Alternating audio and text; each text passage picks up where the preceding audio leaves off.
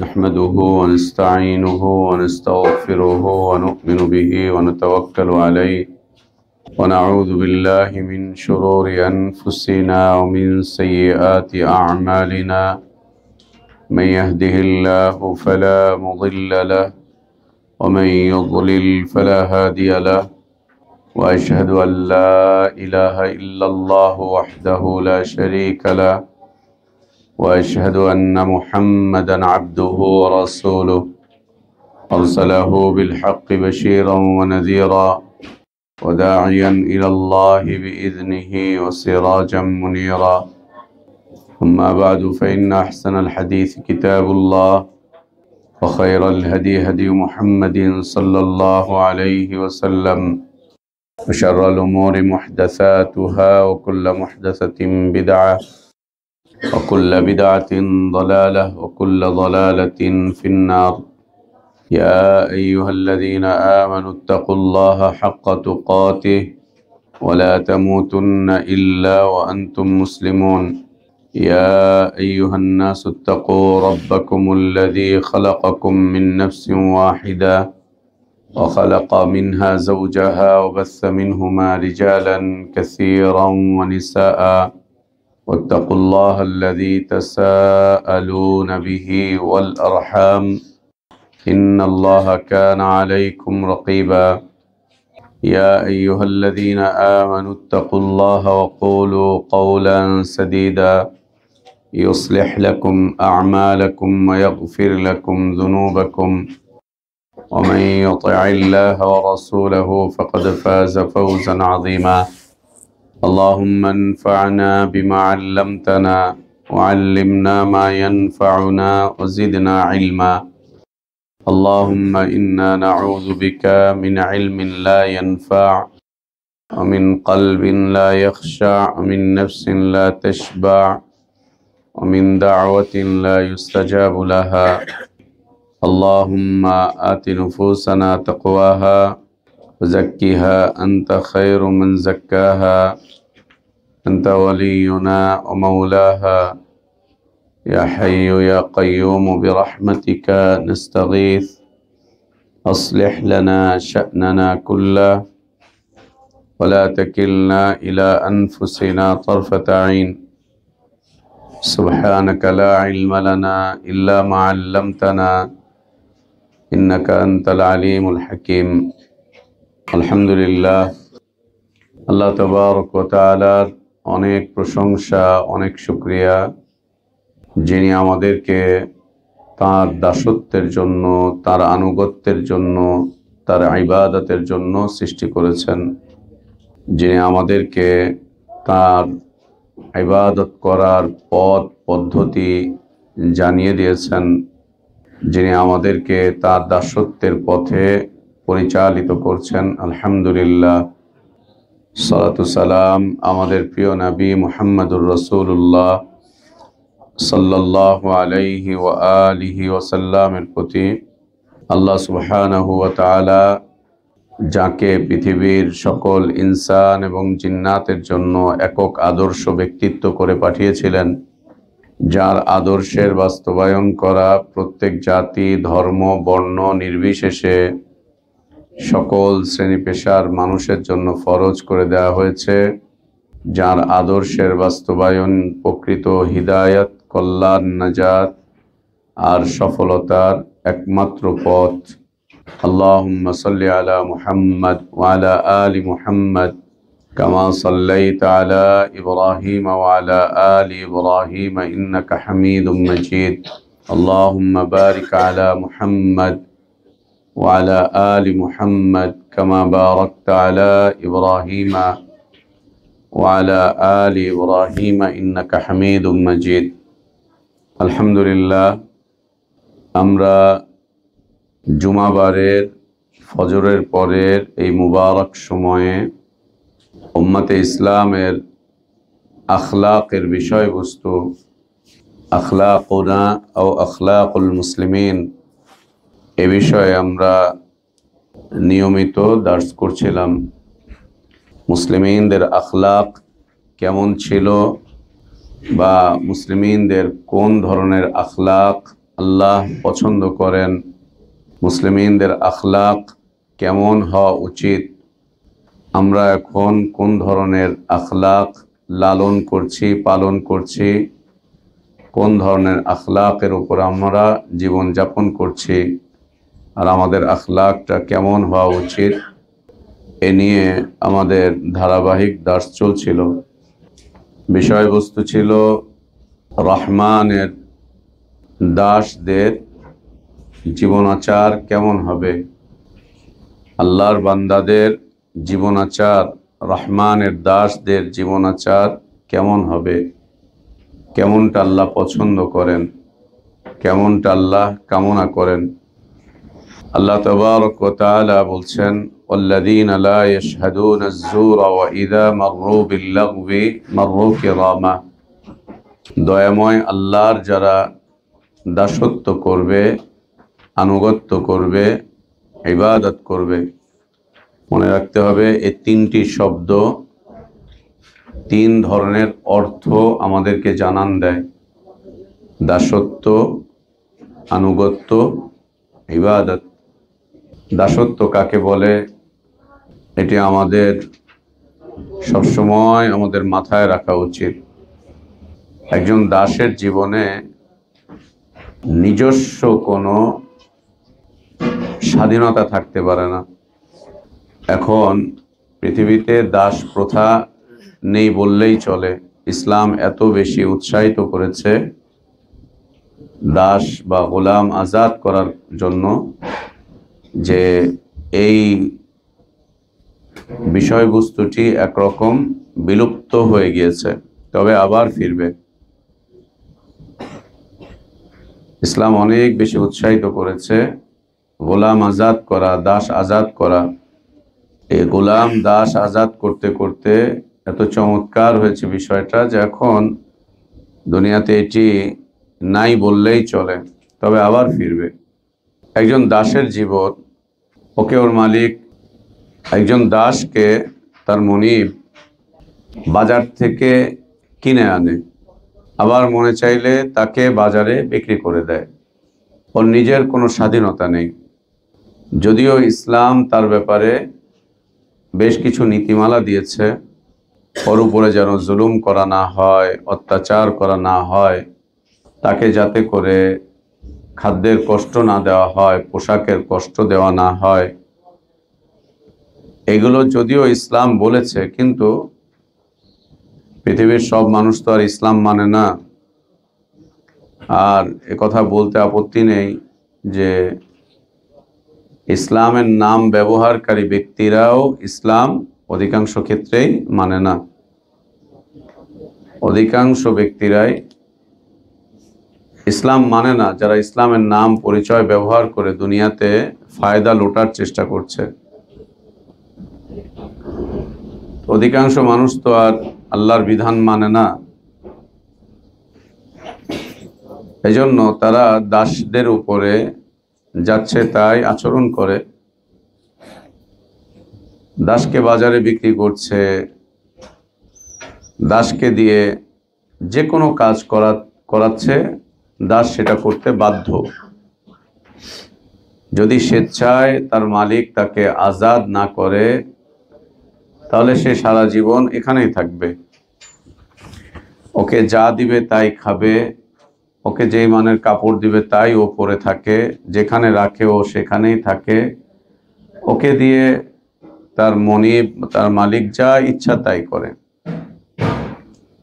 দাসদের দাসত্বের জীবনে কোনো স্বাধীনতা থাকে না। আল্লাহ তাবারক ওয়া তাআলা আমাদেরকে তার দাসত্বের জন্য সৃষ্টি করেছেন।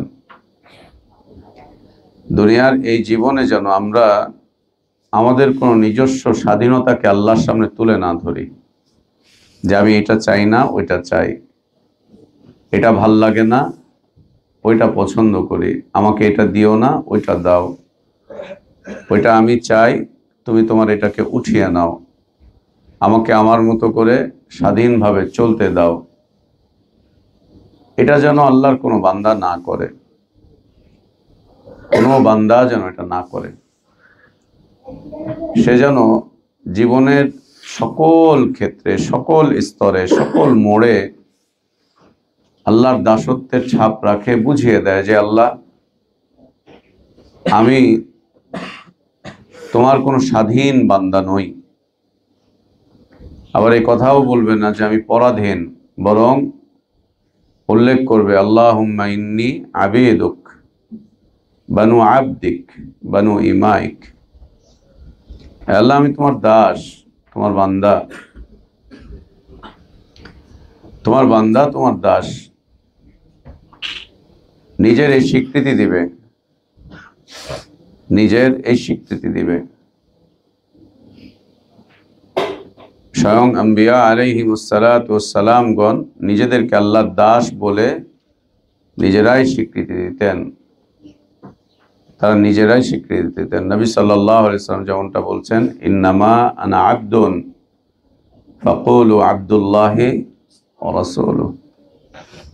এবং আল্লাহ তাবারক ওয়া তাআলা কুরআনুল কারীমে অনেক জায়গায় নবী রাসূলগণের কথা উল্লেখ করেছেন, ইন্নাহু কানা আবদান শাকুরা।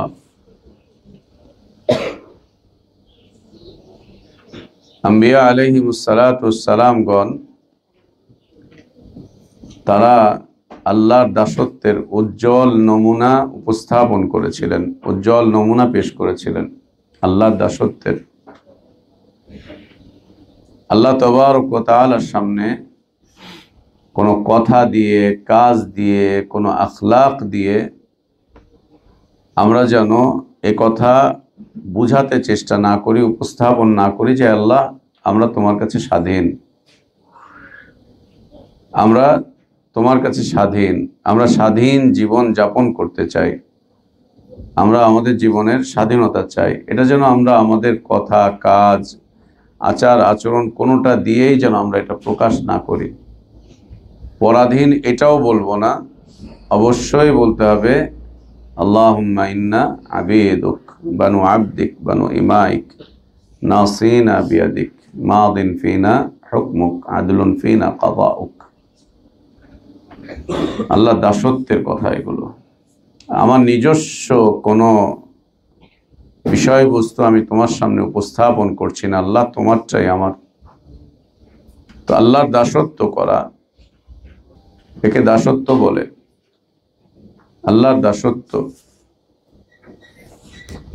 যে আমি আল্লাহর দাস, আমার নিজের কোনো স্বাধীনতা নেই। আল্লাহ তাবারক ওয়া তাআলা পৃথিবীর মানুষকে স্বাধীনতা দেওয়ার পরেও আল্লাহর কোনো বান্দায় কথা বলতে পারবে না যে আমি স্বাধীন। আল্লাহ তাবারক ওয়া তাআলা আমাদেরকে ইখতিয়ারি স্বাধীনতা দিয়েছেন। ফামান শাআ ফালিয়ুমিন ওয়া মান শাআ ফালিয়াকফুর। ইখতিয়ারি স্বাধীনতা আল্লাহ দিয়েছেন।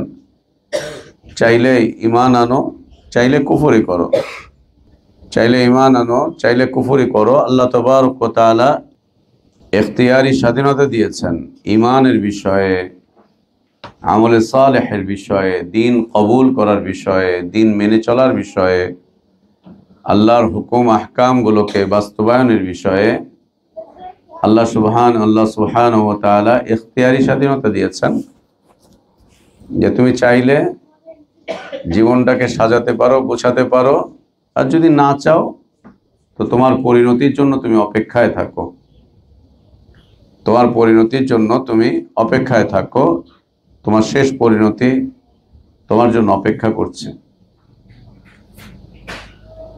দুনিয়াতে কোনো বিচক্ষণ মানুষের জন্য এটি সমীচীন নয়, কোনো বুদ্ধিমান জ্ঞানী মানুষের জন্য এটি সমীচীন নয় নিজেকে আল্লাহর সামনে স্বাধীন সৃষ্টি হিসেবে উল্লেখ করা, যে আল্লাহ আমি স্বাধীন না, আল্লাহ আমি স্বাধীন না, এটা উল্লেখ করা উচিতই নয় তার কথা দিয়ে, কাজ দিয়ে, তার কোনো আচার আচরণ দিয়ে। বরং সর্বক্ষেত্রে নিজের আমল আখলাক, নিজের কথাবার্তা, চাল চলন, এগুলো দিয়ে এ কথার প্রমাণ করা যে আল্লাহ আমি তোমার একজন বান্দা মাত্র, তোমার একজন দাস মাত্র, তোমার অসংখ্য দাসদের সিরিয়ালে আমি একজন নগণ্য, আমার চাইতে অনেক ভালো ভালো বান্দা চলে গিয়েছে দুনিয়া থেকে, আমি তোমার নগণ্য একজন দাস। দ্বিতীয়ত হচ্ছে আল্লাহর আনুগত্য। আনুগত্য কাকে বলে? আনুগত্য হচ্ছে যেভাবে আদেশ করা হয়েছে ঠিক সেইভাবে আদেশ পালন করা, একটুও এর মধ্যে কোনো ধরনের যুক্তি, তর্ক, কোনো এখতিয়ার উল্লেখ না করা। যেভাবে আদেশ করা হয়েছে ঠিক সেভাবে পালন করা, এর মধ্যে একটুখানি সামান্য এক চুল পরিমাণ, এক বিন্দু পরিমাণ কোনো যুক্তি, কোনো তর্ক, কোনো কিছু উপস্থাপন না করা। যা আদেশ করা হয়েছে ঠিক যেইভাবে আদেশ করা হয়েছে, যতটুকু আদেশ করা হয়েছে, না এর থেকে কোনো কিছু কমাবে, না এর মধ্যে কোনো কিছু বাড়াবে, একটুও কমাবে না, একটুও বাড়াবে না। যা আদেশ করা হয়েছে, যেভাবে আদেশ করা হয়েছে, হুবহু ঠিক সেইভাবে করেই পালন করবে, একটুও কমাবে না, একটুও বাড়াবে না। যেভাবে নিষেধ করা হয়েছে, যেটা যেভাবে নিষেধ করা হয়েছে ঠিক সেটাকে সেইভাবে করেই ওই নিষেধাজ্ঞাগুলো মেনে চলবে, নিষেধাজ্ঞাগুলোকে মেনে চলবে।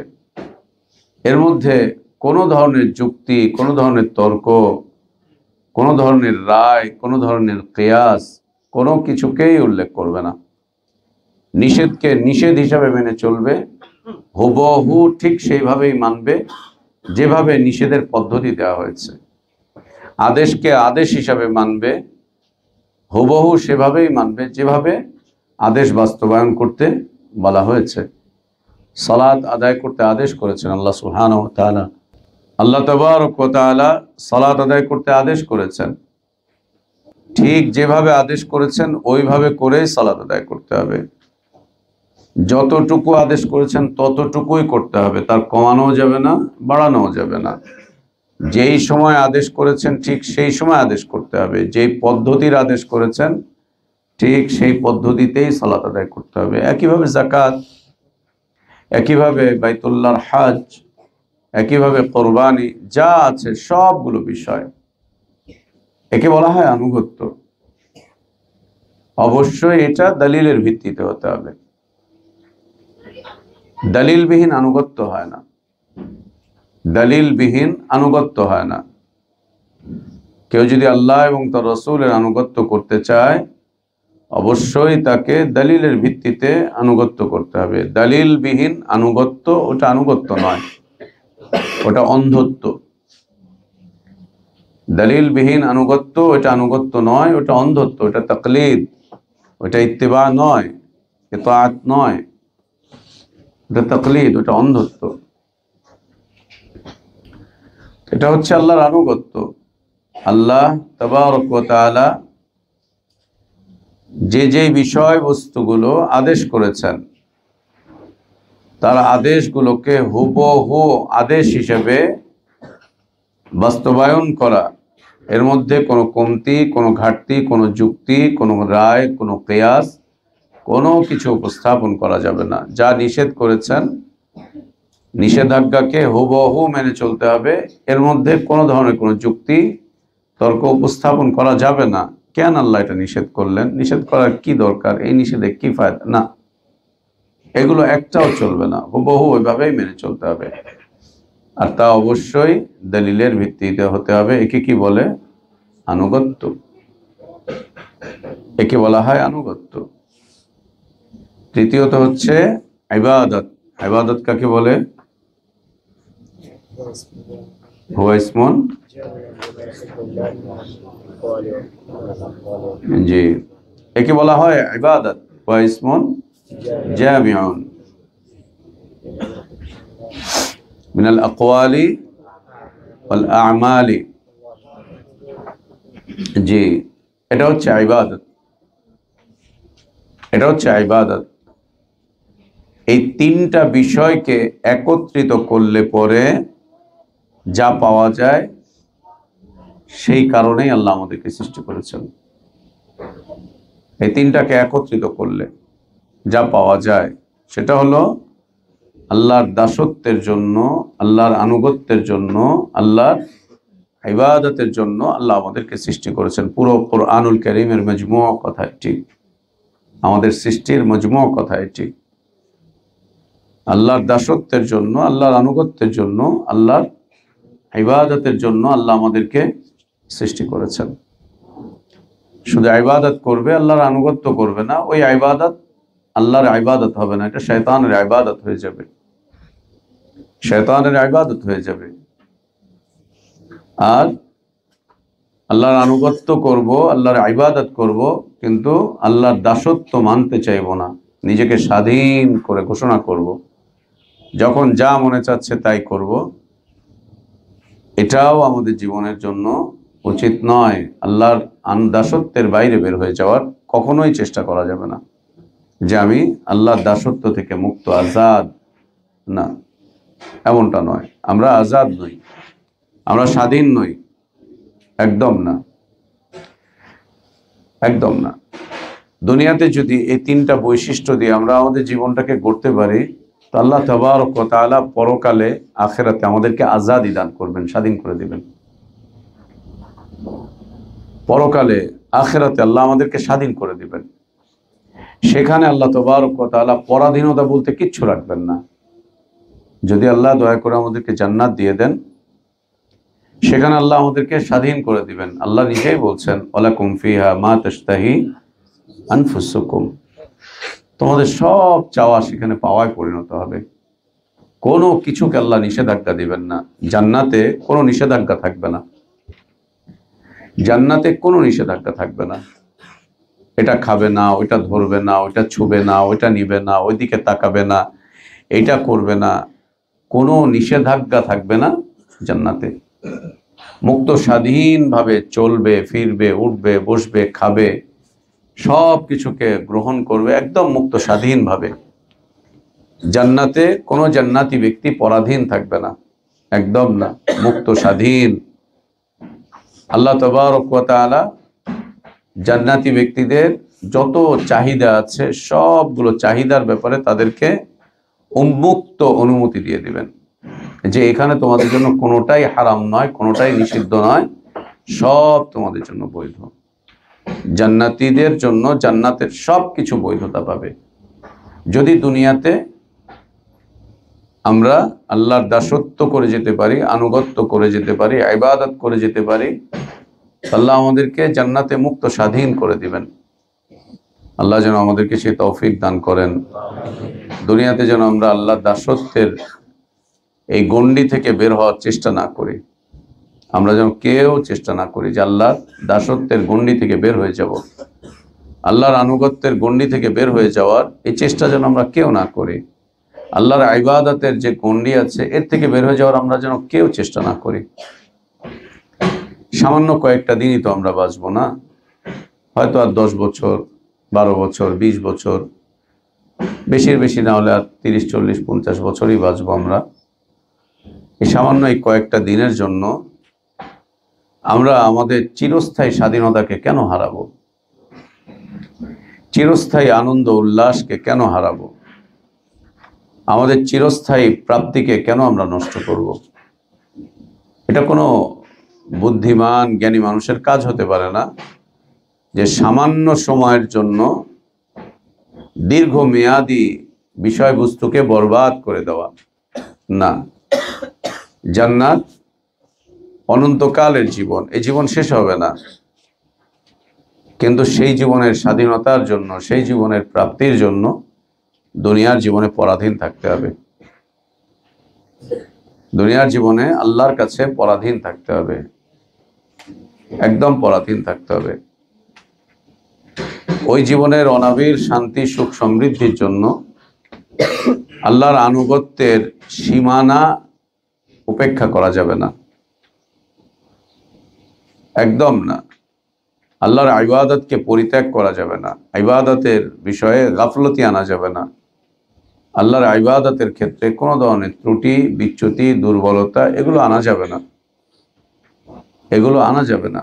এগুলো যদি আমরা আমাদের জীবনে নিয়ে আসি, তাহলে আখিরাতের জীবনের যে বিষয়বস্তু আল্লাহ তাবারক ওয়া তাআলা আমাদের জন্য প্রস্তুত করে রেখেছেন, ওগুলো সব বিনষ্ট হয়ে যাবে, ওগুলো সব বিনষ্ট হয়ে যাবে। তো ইবাদুর রহমান, রহমানের বান্দা, রহমানের বান্দা তারাই যারা রহমানের দাসত্বকে মেনে নেয়, আনুগত্যকে মেনে নেয়, রহমানের ইবাদতের মধ্যে তার জীবনটাকে সাজিয়ে তোলে, গুছিয়ে তোলে, পরিচালনা করে, তাদের যে সিফাতগুলো অর্জন করতে হবে, যে সিফাতের উপরে তাদেরকে চলতে হবে, আল্লাহ তাদের যেই বৈশিষ্ট্যগুলোকে পছন্দ করেন, লিকুল্লি মা ইউহিব্বুহুল্লাহু ওয়া ইয়ারদা মিনাল আকওয়ালি ওয়াল আ'মালি আয-যাহিরাতি ওয়াল বাতিনাতি। আল্লাহ যেই সিফাত পছন্দ করেন, যা ভালোবাসেন, যেই সিফাতের উপরে আল্লাহ তাবারক ওয়া তাআলা তার সন্তুষ্টির ঘোষণা দিয়েছেন, তার মধ্যে হতে একটি হচ্ছে আল্লাহর বান্দারা, রহমানের দাসেরা কোনো অন্যায়ের সাক্ষী হতে যাবে না, কোনো অপরাধের সাক্ষী হতে যাবে না, কোনো অশ্লীলতার, কোনো বেহায়াপনার সাক্ষী তারা হতে যাবে না। এর অর্থটা খুব সুন্দর। ওয়াল্লাযীনা লা ইয়াশহাদুনা আয-যুর, তারা কোনো অন্যায়ের, কোনো অপরাধের সাক্ষী হবে না। এই সাক্ষীর যে অর্থ, এই অর্থ খুব সুন্দর। কেমন বিষয়টা? প্রথম বিষয় হচ্ছে তারা কোনো অন্যায়, অশ্লীলতা, বেহায়াপনা এগুলো দেখতে যাবে না, এগুলোর আশপাশ দিয়ে তারা যাবে না। কোথাও বেহায়াপনা চলছে, নোংরামি চলছে, অন্যায় চলছে, অপরাধ চলছে, কোথাও নিকৃষ্ট কর্মযজ্ঞ চলছে, ওরা ওখানে অংশগ্রহণ করবে না, যাবেই না, ওখানে অংশগ্রহণ করবে না, একদম যাবে না, একেবারে অংশগ্রহণ করবে না। যে কোথাও নিকৃষ্টতা, বেহায়াপনা, অশ্লীলতা, অন্যায়, অপরাধযোগ্য, আল্লাহদ্রোহিতা কোথাও চলছে, তারা ওখানে অংশগ্রহণ করবে না, একদম অংশগ্রহণ করবে না। ওটার সাথে তারা সম্পৃক্ত হবে না, না অর্থ দিয়ে, না বিত্ত দিয়ে, না প্রভাব দিয়ে, না প্রতিপত্তি দিয়ে, না সেগুলোর সাথে নিজেকে সম্পৃক্ত করে, কোনোভাবেই তারা সেখানে অংশগ্রহণ করবে না।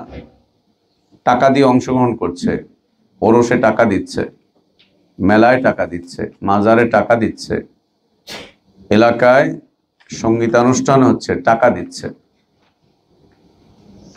টাকা দিচ্ছে।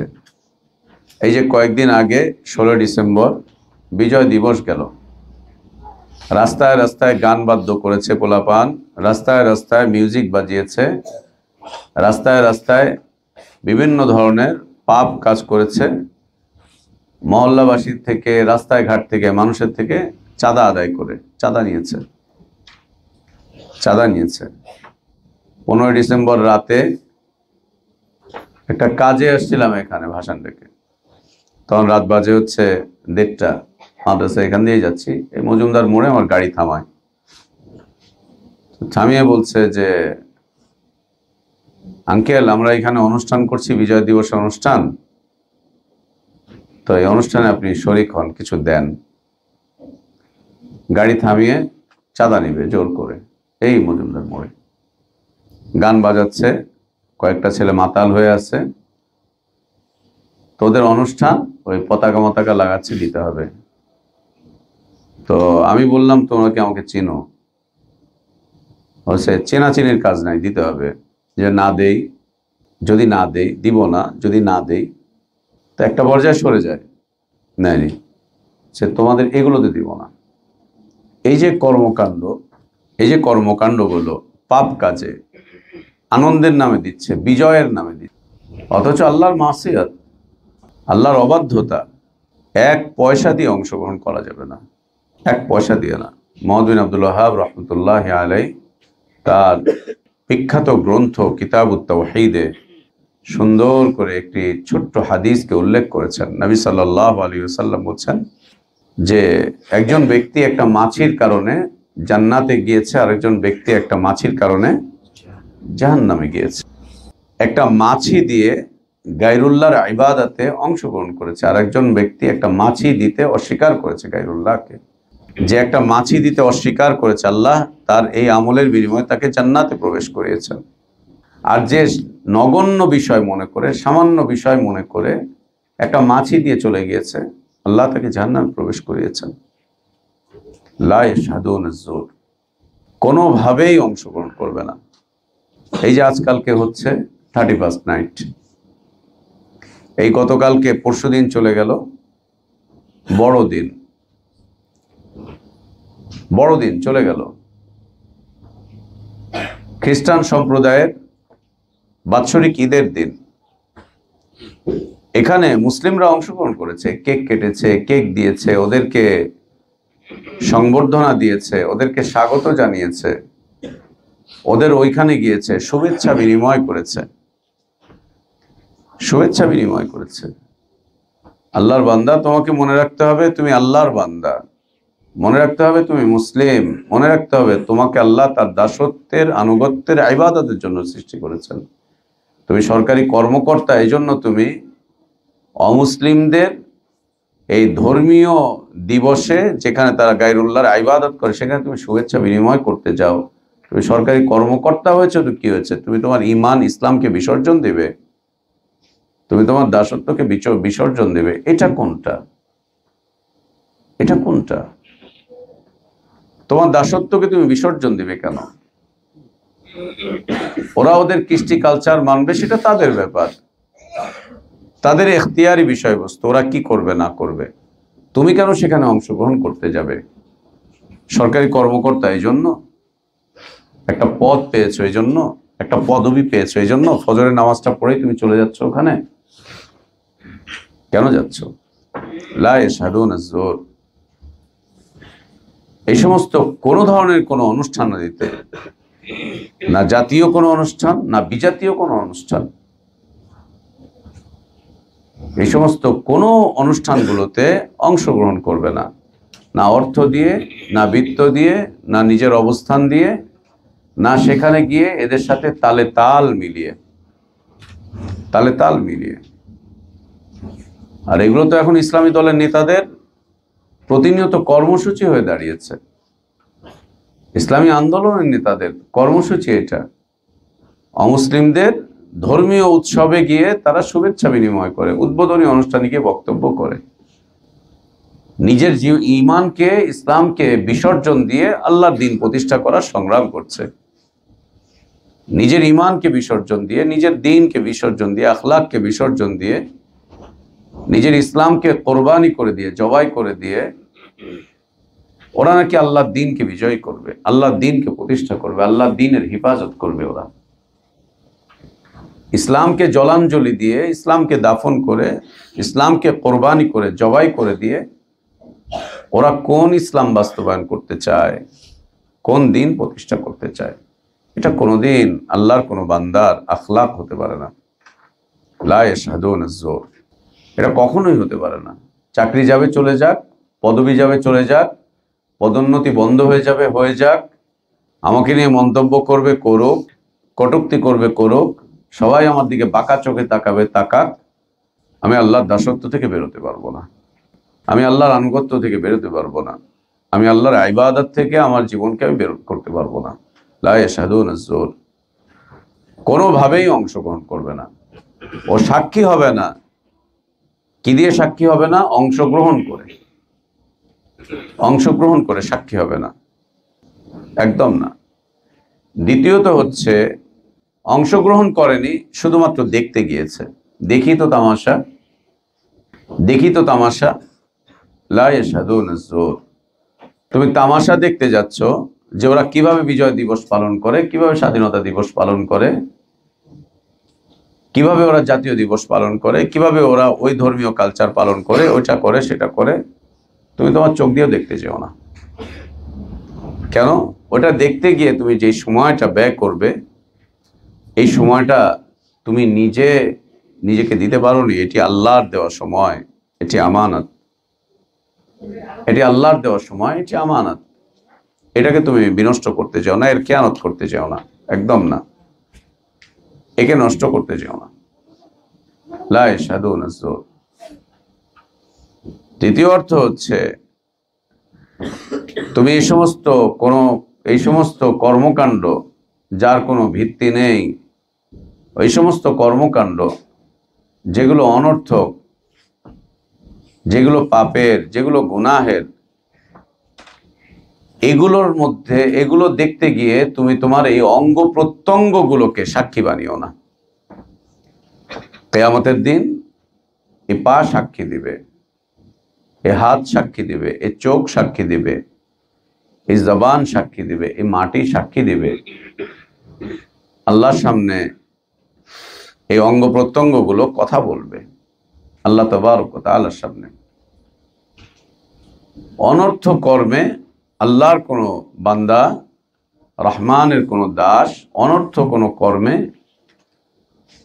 তারা সাক্ষী হবে না, অংশগ্রহণ করবে না, কোনো কিছু দিয়েই না, অঙ্গ প্রত্যঙ্গ দিয়ে না, নিজের সাহায্য সহযোগিতা দিয়ে না, কোনো কিছু দিয়ে না, কোনো কিছু দিয়েই তারা অংশগ্রহণ করবে না। লা ইয়াশহাদুনা আয-যুর। এটা করবে না। অনর্থ যত কর্ম আছে, পাপের যত কর্মকাণ্ড আছে, গুনাহের যত কর্মকাণ্ড আছে, আল্লাহর অবাধ্যতার যত কর্মকাণ্ড আছে, বেহায়াপনার যত কর্মকাণ্ড আছে, অশ্লীলতার যত কর্মকাণ্ড আছে, কোনো কিছুতেই কোনোভাবেই এর সাথে সম্পৃক্ত হবে না, কোনো কিছুতে কোনোভাবেই এর সাথে সম্পৃক্ত হবে না, একদম না। এই কাজটা তারা করবে না। আল্লাহ আমাদেরকে তৌফিক দান করেন। এখানে অংশগ্রহণ করলে পরে যে ক্ষতিগুলো হবে সেগুলো হচ্ছে, এগুলোর একটা বাজে আসর আমাদের জীবনে চলে আসবে। তুমি খেয়াল করবে, যেখানে মিউজিক বাজে, তুমি ওই মিউজিকের তালে তাল মিলাতে না চাইলেও দেখবে যে তোমার শরীরটা একটু একটু দুলছে। এটা একদম স্বাভাবিক বিষয়বস্তু, একেবারে স্বাভাবিক বিষয়বস্তু, একটু একটু দুলছে। গত পরশুদিন এখান থেকে গেলাম 12 নম্বরে, তো মিরপুরের একটা স্কুল সরকারি অনুমোদন লাভ করেছে, এই জন্য স্কুলের বাচ্চা কাচ্চাদেরকে নিয়ে শিক্ষকরা পিকআপে করে, ট্রাকে করে আনন্দ মিছিল বের করেছে। এই পিকআপ আর ট্রাকে এরা বড় বড় ডেক সেট দিয়েছে, সাউন্ড বক্স দিয়েছে, মেয়েরা একটা ট্রাকে, ছেলেরা আর একটা ট্রাকে। তো এটার মধ্যে যখন মিউজিক বাজাচ্ছে দেখলাম বোরখা পরা মেয়েরা, ওরাও তালে তালে নাচতেছে এইভাবে করে, বোরখা পরা, একেবারে হিজাব করা, একদম হিজাব করা মেয়েরা তালে তালে নাচতেছে। সুবহানাল্লাহ। যদি ওই জায়গাগুলোতে যাও, দেখতে যাও তামাশা, অংশগ্রহণ করতে যাও, অথবা ওইখানে গিয়ে সময় দাও, ওর কিছু না কিছু আসারাত তোমার আমার জীবনে চলে আসবে, কিছু না কিছু আসারাত চলে আসবে। দ্বিতীয়ত হচ্ছে যে যদি আমরা ওখানে যাই, ওইখান থেকে ফিরে আসার পরে লম্বা একটা সময় আমাদের জেহেনটা ওই বিষয়টাকে দখল করে রাখবে। আমরা যখন কোনো ধরনের কোনো পাপ কর্ম দেখে আসি, 2-4 ঘন্টা নয়, 2-4 দিন নয়, কখনো কখনো এটা 2-4 মাস পর্যন্ত আমাদের ব্রেনের মধ্যে এটা কাজ করতে থাকে। সিনেমা দেখে আসলে পরে সেটা আমাদের ব্রেনের মধ্যে কাজ করতে থাকে। জিনা ব্যভিচারের যে দৃশ্যগুলো আছে সিনেমাতে, ওই দৃশ্যগুলো মানুষের ব্রেনে কাজ করতে থাকে 2-4 ঘন্টা না, 2-4 সপ্তাহ না, 2-4 মাস পার হয়ে যায়, কখনো কখনো 2-4 বছর পার হয়ে যায়, কখনো কখনো এই সমস্ত স্মৃতি, এই সমস্ত দৃশ্য জীবনেও নিজের জেহেন থেকে মুছা যায় না, রয়েই যায়, মুছা যায় না। এগুলো,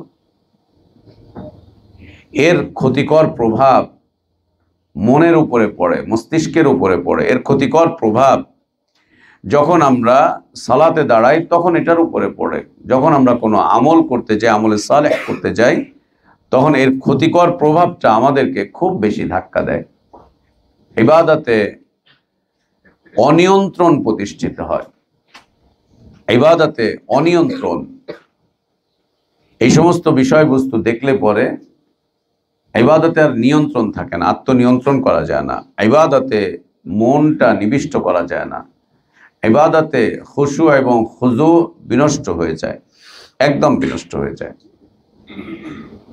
ওয়াইদা লা ইয়াশহাদুনা আয-যুর, এই লা ইয়াশহাদুনা আয-যুর এটা শুধুমাত্র গানবাদ্য না, এটাই যে রাজনৈতিক যে কর্মকাণ্ডগুলো আছে, মিছিল, মিটিং, জনসভা, রাজনৈতিক বক্তব্য, সংবাদ সম্মেলন, সেমিনার, এই যে যা দেখতেছো সব কিছু, এগুলো সব জোরের অন্তর্ভুক্ত। এই গণতান্ত্রিক আন্দোলন, এই মিছিল, আন্দোলন, সংগ্রাম, এই নির্বাচন, ভোট, এই যা আমরা দেখতে পাচ্ছি, আতেল বাতেল রাজনীতি যা দেখতে পাচ্ছি, এগুলো সব হচ্ছে জোরের অন্তর্ভুক্ত। জোর একটা ব্যাপক অর্থবোধক শব্দ, ব্যাপক অর্থবোধক শব্দ জোর।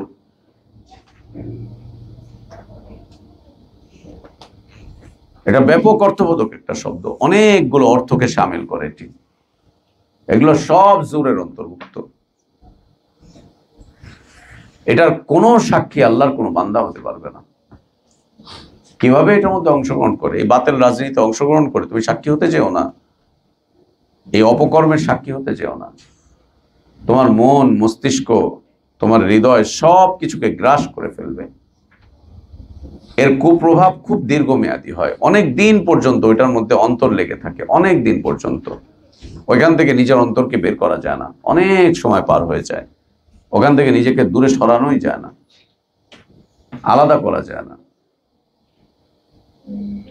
ইবাদতের ক্ষেত্রে অনেক বেশি প্রভাব ফেলে দেয়, আল্লাহর দাসত্বের ক্ষেত্রে অনেক বেশি প্রভাব ফেলে, অনেক বেশি প্রভাব ফেলে আল্লাহর দাসত্বের ক্ষেত্রে, আল্লাহর আনুগত্যের ক্ষেত্রে অনেক বেশি প্রভাব ফেলে দেয় এই জোর। এর থেকে বেঁচে থাকা আল্লাহর বান্দাদের জন্য অতীব জরুরি। আল্লাহ এটি পছন্দ করেন, যারা আল্লাহর দাস হয়ে দুনিয়াতে চলতে চায়, থাকতে চায়, বাঁচতে চায়, তারা লা ইয়াশহাদুনা আয-যুর, এরা লা ইয়াশহাদুনা আয-যুর, এগুলোর সাক্ষী হবে না। অন্যায়ের, অপরাধের, অশ্লীলতার, বেহায়াপনার, অসভ্যতার, গুনাহের, মিথ্যার, অপপ্রচারের তারা কোনোভাবেই সাক্ষী হতে যাবে না, এর মধ্যে তারা অংশগ্রহণ করতে যাবে না, কোনোভাবেই না। ওয়াইদা মাররু বিল্লাগবি মাররু কিরামা, যদি কখনো অনাকাঙ্ক্ষিতভাবে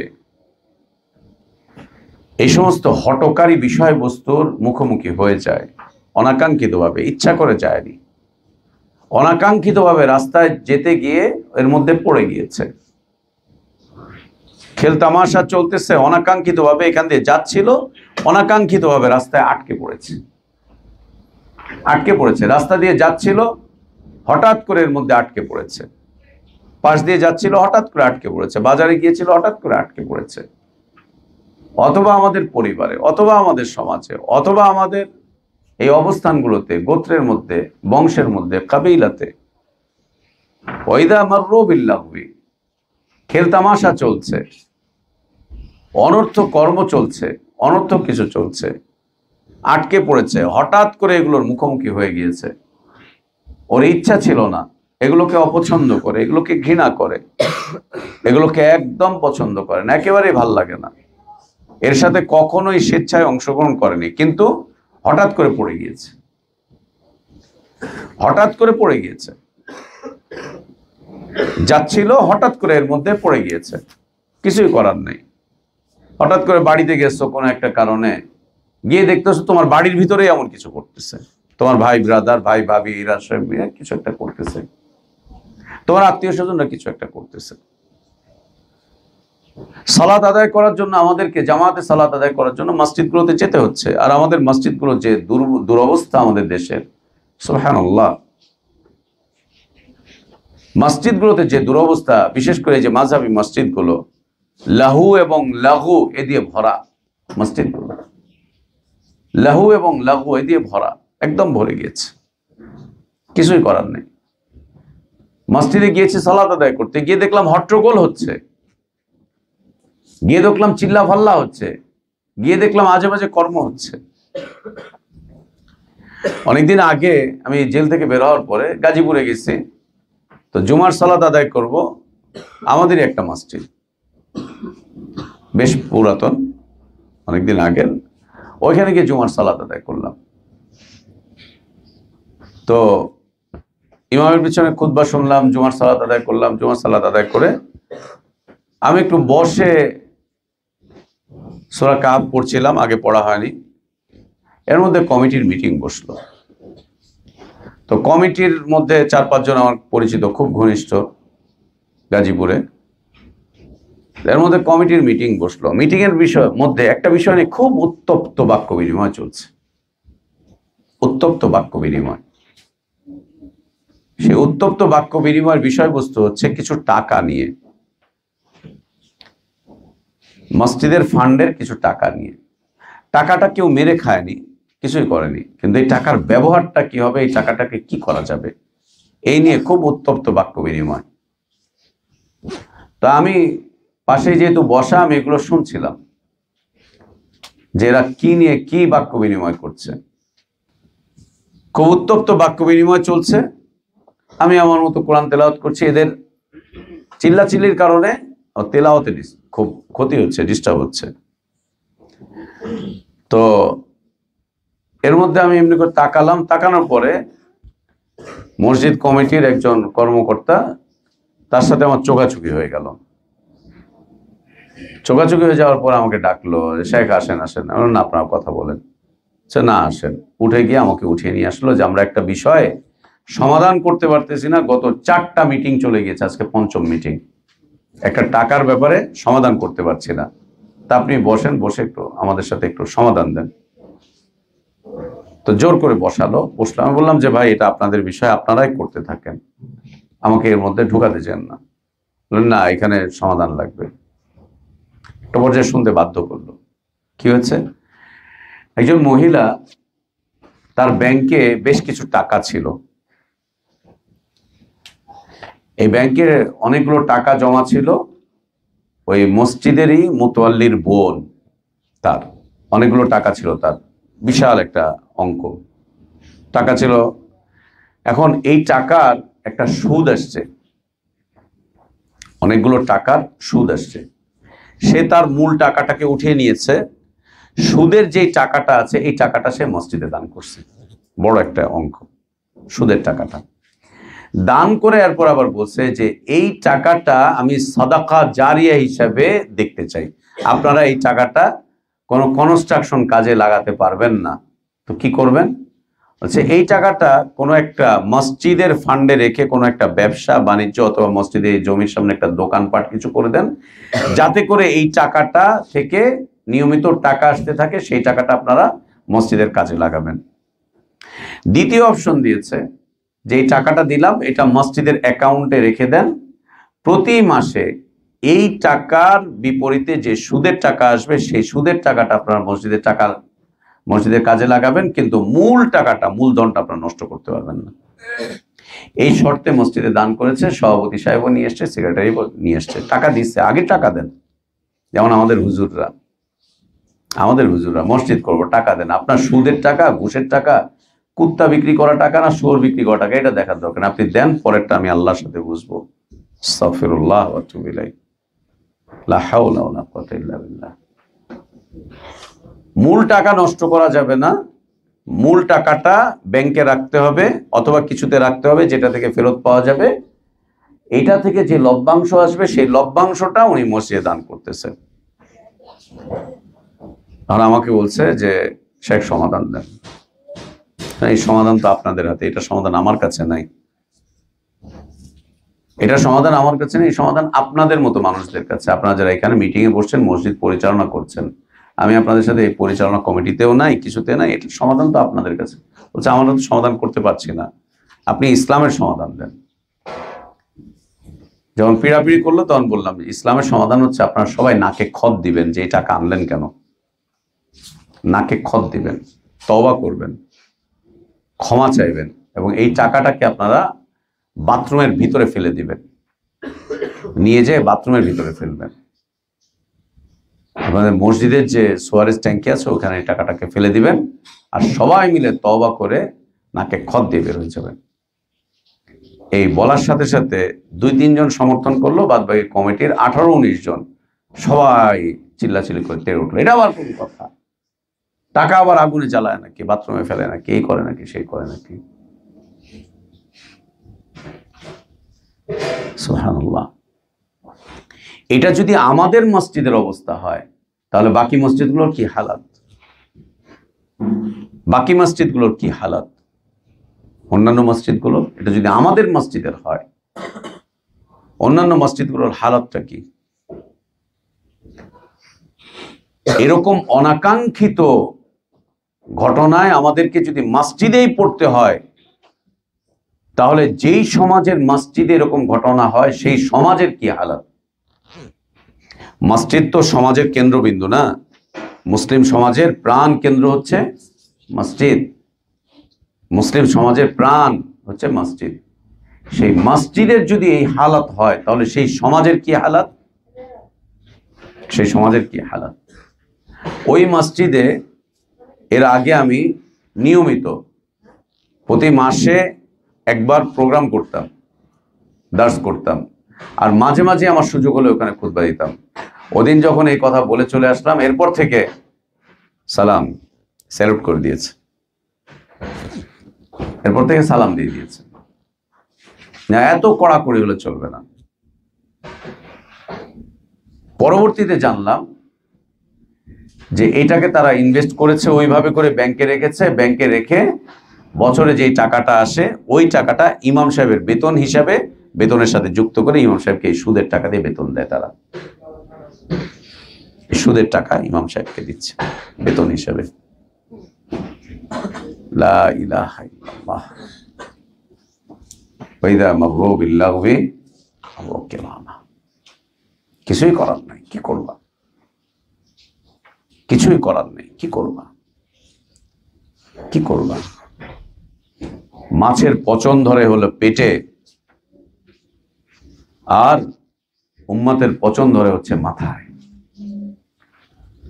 উম্মতের পচন ধরে হচ্ছে মাথায়, উলামাদের পচন ধরে হচ্ছে মাথায়, খতিবদের পচন ধরে মাথায়, ইমামদের পচন ধরে হচ্ছে মাথায়, জাতির কর্ণধারদের পচন ধরে হচ্ছে মাথায়। মাথা পচে গেলে ওটা আর চলে না। মাছের পচন শুরু হয় পেট থেকে, যেতে যেতে শেষ পচনটা পচে হচ্ছে মাথায় গিয়ে। মাছ একদম শেষের পচনটা হয় মাথায় গিয়ে, আর মানুষের পচন ধরে হচ্ছে মাথা থেকে, শেষ পচনটা পচে হচ্ছে পেটে এসে টয়লেটের সাথে বের হয়ে যায়। আল্লাহু আকবার। রাস্তায় ঘাটে এরকম অনর্থ অনেক কর্মকাণ্ড দেখবে। রাস্তায় কোথায় টুর্নামেন্ট হচ্ছে, কোথাও এই ধরনের রাজনৈতিক আলাপ আলোচনা হ্যান ত্যান কিছু হচ্ছে, কোথাও এই ধরনের বিভ্রান্তিকর বিষয়বস্তু ঘটছে। মাররু কিরামান। আত্মসম্মান নিয়ে সেখান থেকে চলে যাও, চলে যাও সেখান থেকে আত্মসম্মান নিয়ে। আত্মসম্মান মানে ইসলামী তাহজিব নিয়ে ওখান থেকে ফিরে যাও, ইসলামী তামাদ্দুন নিয়ে সেখান থেকে ফিরে যাও, ইসলামের কৃষ্টি কালচারটুকু নিয়ে সেখান থেকে তুমি ফিরে চলে যাও, ইসলামী নীতি আদর্শ নিয়ে তুমি তো সেখান থেকে সরে যাও। এতগুলো মানুষের বিপরীতে তুমি কিচ্ছু করতে পারবে না, এতগুলো মানুষের রোগ তুমি বদলাতে পারবে না, এতগুলো মানুষকে তুমি কিছুই বলতে পারবে না। হট্টগোল হবে ওখানে, ঝামেলা বাঁধবে ওখান থেকে ওখানে। মাররু কিরামান। আত্মমর্যাদা নিয়ে, আত্মমর্যাদা নিয়ে, আত্মসম্মান নিয়ে। এখানে আত্মমর্যাদা মানে আল্লাহর দাসত্ব নিয়ে, আল্লাহর আনুগত্য নিয়ে, আল্লাহর ইবাদত, নিজেকে আল্লাহর দাসত্বের উপরে প্রতিষ্ঠিত রেখে, আনুগত্যের উপরে প্রতিষ্ঠিত রেখে, ইবাদতের উপরে প্রতিষ্ঠিত রেখে, নিজের শিক্ষা দীক্ষা সংস্কৃতি এগুলোকে ঠিক রেখে, ইসলামী তাহজিব তামাদ্দুনকে ঠিক রেখে, নিজের নীতি আদর্শ আখলাকগুলোকে ঠিক রেখে তুমি সেখান থেকে ফিরে আসো। মাররু কিরামান। তুমি ওখানে যদি দাঁড়াও, তোমার অসম্মান হবে না, ইসলামের অসম্মান হবে। তুমি ওখানে যদি দাঁড়াও, তোমার অসম্মান হবে না, ইসলামের অসম্মান হবে। সেটা কিভাবে? আমরা মাঝে মাঝে শুনি, এত বড় দাড়ি রেখা বেটা এই কামটা করছে। ওই লোকটাকে অপমান করলো না দাড়িকে অপমান করলো? দাড়িকে অপমান করলো। এত বড় দাড়ি, দাড়ি রেখা বেটা এই কামটা করতেছে। সে কাকে ছোট করলো? ইসলামকে ছোট করলো। তো আল্লাহর বান্দা ওখানে দাঁড়াতে পারবে না। দাঁড়ালে ও ছোট হবে না, ইসলাম ছোট হবে, ইসলামকে ছোট করবে। ওকে গালিগালাজ করবে না, ইসলামকে গালিগালাজ করবে। ওকে মন্দ বলবে না, ইসলামকে মন্দ বলবে। টাপ করে বলে দিল এত বড় দাড়ি। অথবা হিজাব পরা কোন নারী, দেখছিস কি অবস্থা, বোরখা পয়রা এই আকামগুলা করতেছে। বোরখা পরে শিয়ারুল মুসলিমিন, শিয়ারু মারআতুল মুসলিমিন হিজাব ওয়ান নিকাব, একে ইঙ্গিত করে দিল। মাররু কিরামান, মাররু কিরামান। ওনার মতো একজন আলেমের জন্য একটা শোভা পায়, ওনার মতো একজন আলেমের জন্য এটা শোভা পায়। কাকে অপমান করলো? দ্বীনের ইলমকে, ইসলামকে, দ্বীনের জ্ঞানকে অপমান করলো। এই অপমান করতে পারার পিছনে কারণ হচ্ছে ওখানে দাঁড়িয়েছিল, ওখানে অবস্থান করছিল, ওখানে দাঁড়িয়ে আছে, ওখানে অবস্থান করছে, ওখান থেকে সে সরে যায় নাই, ওখান থেকে সে সরে নাই। ওখানে দাঁড়িয়েছে, ওখানে অবস্থান করেছে। এর কারণে এই লোকগুলো ইসলামকে অপমান করেছে, দ্বীনকে অপমান করছে। মনে রাখতে হবে, তোমার আমার কারণে যেন আল্লাহর দ্বীন অপমানিত না হয়, আল্লাহর দ্বীনের সম্মান বিনষ্ট না হয়। তোমার আমার কারণে যেন কেউ আল্লাহর দ্বীনের উপরে কলম না তুলে, আঙ্গুলি ইশারা যেন না করে, আল্লাহর দ্বীনের উপরে কেউ যেন করতে না পারে, একদম না। কেউ যেন আঙ্গুলি ইশারা না করে, অপমান করতে না পারে তোমার আমার কারণে। এটা তো ছোট ছোট একটা দুইটা উদাহরণ, যে দাড়িওয়ালা মানুষগুলো এই করতেছে, বোরখা পরা মেয়েগুলো এই কাজ করতেছে, আলেম মানুষ এই কাজ করতেছে। সেই কাজটা কেন করলো? মসজিদে কেন এগুলো করতেছে? তখন ব্যক্তি একদম ফেন্না হয়ে যায়, ইসলাম সেখানে আক্রমণের শিকার হয়, ইসলাম আক্রমণের শিকার। অতএব তোমার আমার কারণে যেন ইসলাম আক্রমণের শিকার না হয়, আল্লাহ এটা অপছন্দ করেন। আল্লাহর কোনো বান্দা, ইবাদুর রহমান, এই কাজটা করতে পারে না। মাররু কিরামান, সে যেন আত্মসম্মানটুকু বজায় রেখে, ইসলামের সম্মানটুকু সে যেন উঁচুতে রেখে ওইখান থেকে যেন সুন্দরভাবে ফিরে চলে যায়। ইসলাম উঁচু থাক, আল্লাহর দ্বীন উঁচু থাক, আল্লাহর বিধান উঁচু থাক, ইমানের সিফাতগুলো উঁচু থাক, আল্লাহর দাসত্বের বিষয়বস্তুগুলো উঁচুতে থাক, আল্লাহর ইবাদতের বিষয়বস্তুগুলো উঁচুতে থাক। এগুলোকে যেন কেউ নিচা করতে না পারে। এটা আমাদের আখলাক হওয়া উচিত। আমরা যেন কোথাও গিয়ে কোনো খেল তামাশার মধ্যে জড়িয়ে না পড়ি। আমাদের হায়াতটাকে যাতে করে আমরা বিনষ্ট না করি, আমাদের হায়াতটাকে যেন আমরা ক্ষতির মধ্যে ফেলে না দেই। আমরা আমাদের কোনো আচার আচরণের কারণে যেন ইসলামকে প্রশ্নবিদ্ধ না করি, আল্লাহর দ্বীনকে যেন আমরা প্রশ্নবিদ্ধ না করি, কোনোভাবেই না, কোনোভাবেই না। মনে রাখতে হবে, দুনিয়াতে কখনো কখনো একলা চলো নীতিতে জীবন চালিয়ে দিতে হবে। একলা চলো নীতিতে, কেউ তোমার পাশে নেই, তুমি একা আছো, একলা চলো নীতিতে চলো। দুনিয়ার এই জীবনটা কখনো কখনো একলা চলো নীতিতে চলতে হবে। হতে পারে তোমার কোনো বন্ধু বান্ধব তোমার পাশে নেই, ভাই ব্রাদারও পাশে নেই, মা বাবাও তোমার পাশে নেই, এমনকি যেতে যেতে তোমার স্ত্রী, তোমার সন্তানও তোমার পাশে নেই। লূত আলাইহিস সালাতু ওয়াস সালামের হালাত দেখো, তার হালাতটা দেখো, লূত আলাইহিস সালাতু ওয়াস সালামের হালাত, আল্লাহু আকবার। কেউ পাশে নেই, চতুর্দিকে পাপিষ্ঠ মানুষগুলোর সব বিচরণ, একটা মানুষও তার পাশে নেই, একজনও তার পাশে নেই, এমনকি তার স্ত্রী পর্যন্ত তার পাশে নেই, এমনকি তার স্ত্রী পর্যন্ত তার পাশে নেই। আল্লাহু আকবার। তুমি মনে করতে যেও না তুমি একলা চলো নীতিতে আছো, এই জন্য আল্লাহ তোমাকে শত্রুর মুখে ফেলে দিবেন, আল্লাহ তোমাকে পরাজিত করবেন, বিলকুল না। একদম না। পুরো সমাজ যখন তোমার বিপরীতে চলে যাবে, মনে রেখো আল্লাহর নুসরত সেখান থেকে শুরু হবে। পুরো সমাজ যখন লূত আলাইহিস সালাতু ওয়াস সালামের বিপরীতে চলে গিয়েছে, আল্লাহ তাবারক ওয়া তাআলা তখন মালাইকাদেরকে পাঠিয়ে দিয়েছেন আযাব দেওয়ার জন্য, শাস্তি দেওয়ার জন্য এই কওমকে। মনে রাখতে হবে, তবুও ইসলামের ঝান্ডাকে নিচু করা যাবে না, ইসলামের পতাকাকে তবুও নিচু করা যাবে না, ইসলামের শিয়ারকে তবুও নিচু করা যাবে না, ইসলামের শিয়ারকে ক্ষতিগ্রস্ত হতে দেওয়া যাবে না। কেন? আমি তুমি একজন একজন করে যদি ইসলামকে ক্ষতিগ্রস্ত করি, একটা পর্যায়ে সারা পৃথিবীব্যাপী ইসলাম ক্ষতিগ্রস্ত হতে থাকবে। একজন একজন করে যদি শুরু করে, আজকে যদি আমি করি, কালকে তুমি করবে, তুমি করলে তোমার দুইটা ভাই করবে, তোমার দুইটা ভাই করলে তারপরে তোমার 5টা বোন করবে। এইভাবে করে করতে করতেই তো আজ মুসলিম সমাজ থেকে ইসলাম উঠে গেছে। মুসলিম সমাজ থেকে ইসলাম কেন উঠে গেল?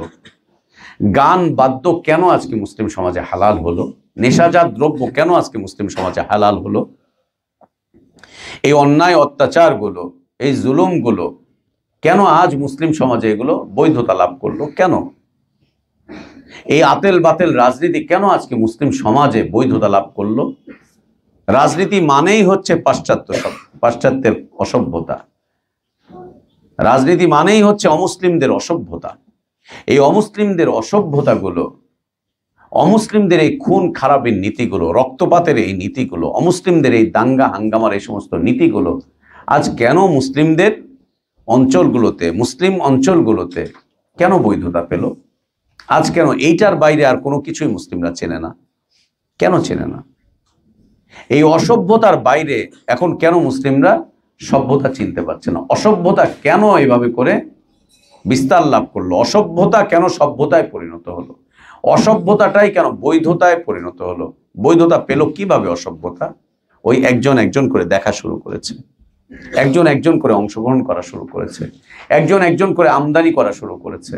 করতে করতে করতে করতে আজকে ইসলাম মানুষের কাছে অপরিচিত হয়ে গেছে, একদম অপরিচিত হয়ে গেছে। ইসলাম, ইসলামিক কৃষ্টি, কালচার, তাহজিব, তামাদ্দুন, শিক্ষা দীক্ষা, নীতি, আদর্শ, এই সব আজ পৃথিবীর মানুষের কাছে, মুসলিমদের কাছেই অপরিচিত হয়ে গেছে, একদম অপরিচিত। এর কারণ আল্লাহর এই আদেশটুকু না মানা, এর কারণ আল্লাহর এই দাসত্বের মধ্যে প্রবেশ না করা। ওয়াল্লাযীনা লা ইয়াশহাদুনা আয-যুরা ওয়া ইযা মাররু বিল-লাগবি মাররু কিরামান। যখনই এমন কোন পরিস্থিতিতে তুমি পড়ে যেতে বাধ্য হও, যেখানে দেখতে পাচ্ছ খেল তামাশা চলছে, লাগু এবং লাহু চলছে, এই সমস্ত অন্যায় অপরাধ চলছে, মাররু কিরামান, সম্মানের সাথে সেই জায়গা থেকে প্রস্থান করো, একদম সম্মানের সাথে প্রস্থান করো। ইসলামের সম্মানটুকু বাঁচাও, ইসলামের মর্যাদাটুকু বাঁচাও, ইসলামের ঝান্ডাটাকে উঁচু করে রাখো। ইসলামের উপরে ময়লা আবর্জনা আসতে দিও না, একদম না, এটা আসতে দিও না, এটা করতে চাও না। ভাইয়ারা, আমরা যদি আল্লাহর দ্বীনের জন্য কাজ না করি তো কারা করবে? আমরা যদি আল্লাহর দ্বীনের হেফাজতের জন্য কাজ না করি তো কারা করবে? যারা দ্বীন চেনে না, দ্বীন জানে না, তারা করবে। আমরা যদি আল্লাহ তাবারক ওয়া তাআলার এই সমস্ত কথাগুলো না মানি তো কারা মানবে? কারা মানবে? আমরাই যদি অন্যায় জড়িয়ে পড়ি, অপরাধে জড়িয়ে পড়ি, আল্লাহর আদেশগুলোকে যদি আমরাই লঙ্ঘন করি, তাহলে আর কে আছে যারা আল্লাহর সীমানার মধ্যে প্রবেশ করবে, সীমানার মধ্যে জীবন যাপন করবে? আর কে আছে? অতএব থেকে যাক না কিছু মানুষ যারা খায়রের পথে চলে, যেমনটা আল্লাহ বলছেন, ওয়ালতাকুম মিনকুম উম্মাতুন ইয়াদউনা ইলাল খায়র, ওয়ালতাকুম মিনকুম উম্মাতুন ইয়াদউনা ইলাল খায়র ওয়া ইয়া'মুরুনা বিল মা'রুফ ওয়া ইয়ানহাউনা আনিল মুনকার أولئك هم المفلحون ولا تكونوا كالذين تفرقوا واختلفوا من بعد ما جاءهم البينات أولئك لهم عذاب عظيم। ইবাদুর রহমানদের সিফাতগুলোর মধ্যে হতে চমৎকার একটি সিফাত হচ্ছে এটি ওয়াল্লাযীনা লা ইয়াশহাদুনা আয-যূরা ওয়া ইযা মাররু বিল-লাগবি মাররু কিরামা। এই আয়াতের উপরে যদি আমরা আমল করি তো ইসলাম পৃথিবীর মানুষের কাছে ইসলাম সৌন্দর্য বিস্তার করে দাঁড়িয়ে থাকবে, সৌন্দর্য বিস্তার হবে ইসলামের। ইসলামের সৌন্দর্যগুলো পুনরুদ্ধার করা আমাদের জন্য উচিত, এবং সেটি আমলের মাধ্যম দিয়ে, আখলাকের মাধ্যম দিয়ে, চরিত্রের মাধ্যম দিয়ে, সেটি শুধু ডায়ালগের মাধ্যম দিয়ে না, কথার মাধ্যম দিয়ে না, কাজের মাধ্যম দিয়ে, আমলের মাধ্যম দিয়ে সেটি উচিত। আল্লাহ আমাদেরকে তৌফিক দান করেন। যে বিষয়বস্তুগুলো আমরা দার্সে উল্লেখ করছি, আল্লাহ তাবারক ওয়া তাআলা তা পৃথিবীর মানুষের জন্য আজকে থেকে ১৫০০ বছর আগে নাজিল করেছেন। আজ যেগুলো শুনলে আমরা হতবাক হচ্ছি, সেগুলো সাহাবা ইকরাম রাদিয়াল্লাহু আনহুম আজমাইনগণ বাস্তবায়ন করে দুনিয়াকে হতবাক করেছিলেন। আজ কোরআনের এই কথাগুলো পড়লে আমরা হতবাক হয়ে যাই, এইভাবে জীবনযাপন করা যায়? আর ঠিক এই কথাগুলো যখন নাজিল হয়েছে, আল্লাহ যখন এই কথাগুলো নাজিল করেছেন, তখন সাহাবীরা একে মেনে পৃথিবীকে হতবাক করেছিলেন, পৃথিবীকে হতভম্ব করে দিয়েছিলেন। তারা জগৎকে তারা হতভম্ব করে দিয়েছিলেন।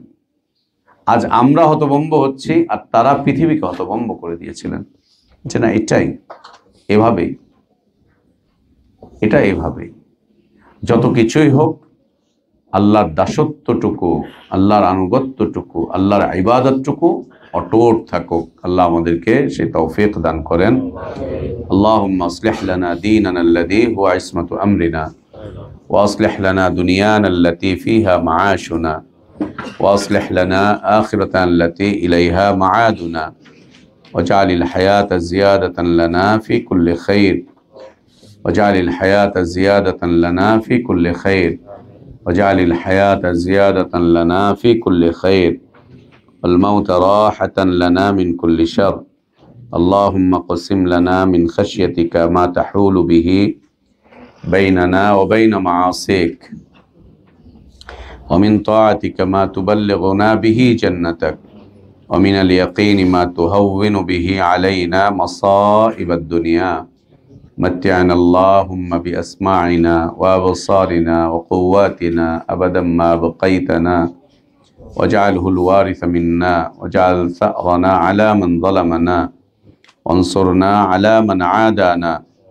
اللهم لا تجعل مصيبتنا في ديننا ولا تجعل الدنيا أكبر همنا ولا مبلغ علمنا ولا إلى النار مصيرنا اللهم لا تسلط علينا بذنوبنا من لا يخافك فينا ولا يرحمنا اللهم إنا نسألك الهدى والتقى والعفاف والغنى اللهم إنا نسألك الهدى والسداد اللهم إنا نسألك الهدى والسداد اللهم إنا نسألك الهدى والسداد اللهم زينا بزينة الإيمان وأكرمنا بالتقوى وجملنا بالعافية اللهم حبب إلينا الإيمان وزينه في قلوبنا وكره إلينا الكفر والفسوق والعصيان اللهم اجعلنا من الراشدين